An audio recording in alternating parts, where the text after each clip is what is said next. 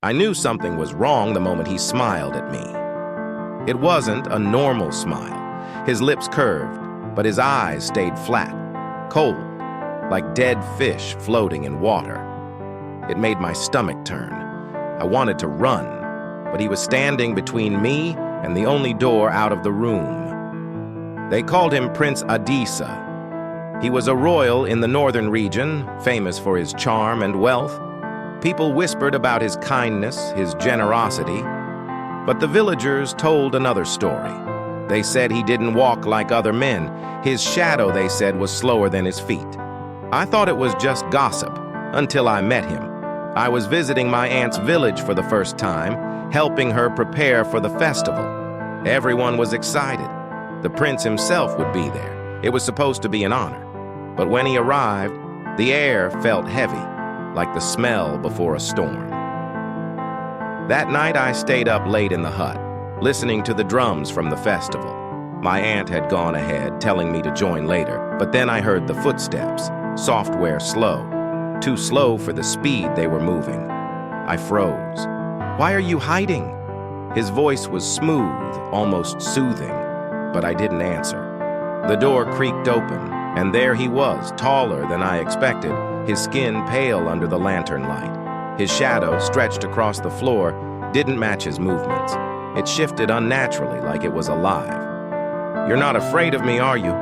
he asked, his smile wider now. But his shadow was doing something strange. It wasn't just moving wrong, it was moving toward me. I couldn't speak. My mouth was dry. His shadow touched my feet, and I swear it felt cold, wet, like something that had been pulled out of the river. "Do you know what they call me?" he asked, stepping closer. "They call me a prince, but what they don't say is what I'm prince of." His voice dropped lower. "Death, hunger, blood." I tried to scream, but no sound came out. Then I saw it.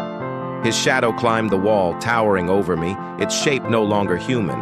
It had too many limbs, long fingers that ended in sharp tips like claws. "You don't belong here," he whispered.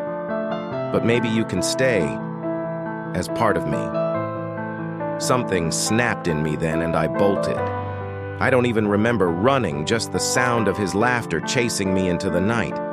I didn't stop until I reached the edge of the village, where I found my aunt and the others still celebrating. I tried to tell them what happened, but they just laughed and said I must have had too much palm wine. The next day, the prince was gone. So was one of the festival drummers. They said he must have wandered off drunk, but I saw the tracks in the dirt, long dragging marks leading to the river, like something heavy had been pulled into the water. I left the village the next morning. I haven't been back since, but sometimes when I'm alone at night, I feel it, the cold touch of his shadow on my feet. And I know he's still out there, smiling that dead smile, waiting for the next fool to look too closely.